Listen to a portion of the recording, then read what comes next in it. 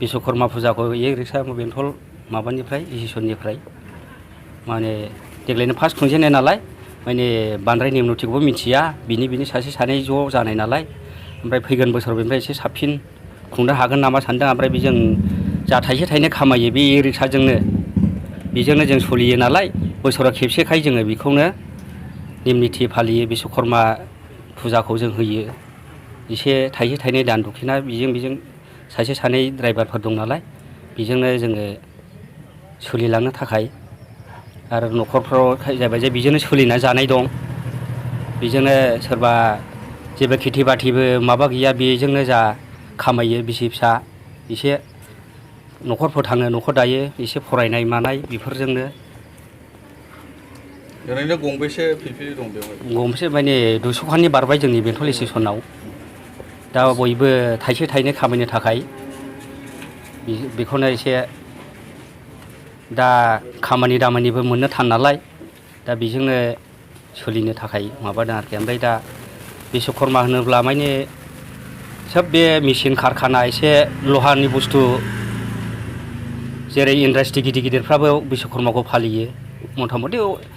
बेहाय जाय इन्डास्ट्रि माबा मा होनो बेखौ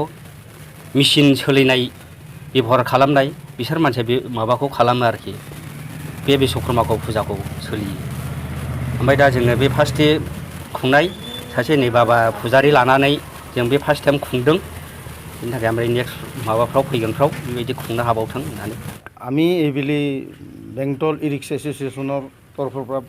ফাৰ্ষ্ট টাইম বেংটল ই ৰিক্সা এছ'চিয়েশ্যনে বিশ্বকৰ্মা পূজা পাতিবলৈ ওলাইছোঁ ভাবিছোঁ যাতে এই পূজাৰ জৰিয়তে আমাৰ ই ৰিক্সা এছ'চিয়েশ্যনৰ এটা মিলা প্ৰীতি সৎভাৱ গঢ়ি উঠে আৰু লগতে আমাৰ এছ'চিয়েশ্যনটো যাতে এটা কটকটীয়া হেৰি হয় আৰু আমি যাতে ভালদৰে চলিব পাৰোঁ আৰু অদূৰ ভৱিষ্যত নেক্সট ইয়াৰলৈ যাতে আমি ইয়াতকৈ আৰু ডাঙৰকৈ পাতিব পাৰোঁ সেইটোৱে কামনা কৰিছোঁ আৰু কি বিশেষ কৰি বিশ্বকৰ্মা পূজাটো কি কাৰণে পতা হয় বিশ্বকৰ্মা পূজা মানে এই আজি ধৰক আমি পিলপিলি চলাওঁ না যিমান ধৰক গাড়ী ঘোঁৰা যিমান যান্ত্ৰিক বস্তু আছে বিশ্বকৰ্মাৰে হেৰিবিলাক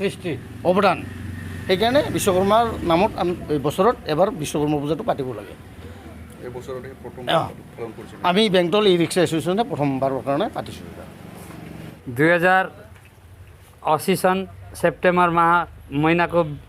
18 तारिकमा बेंटल ई रिक्सा एसोसिएसन तर्फबाट प्रथमबारको लागि विश्वकर्मा बाबाको पूजा गऱ्यौँ ताकि उहाँहरूको ई रिक्सा चाहिँ राम्रो हिसाबले सञ्चालन चलेर जाओस् भन्दै विश्वकर्मा बाबासँग यही कामना गर्दछौँ।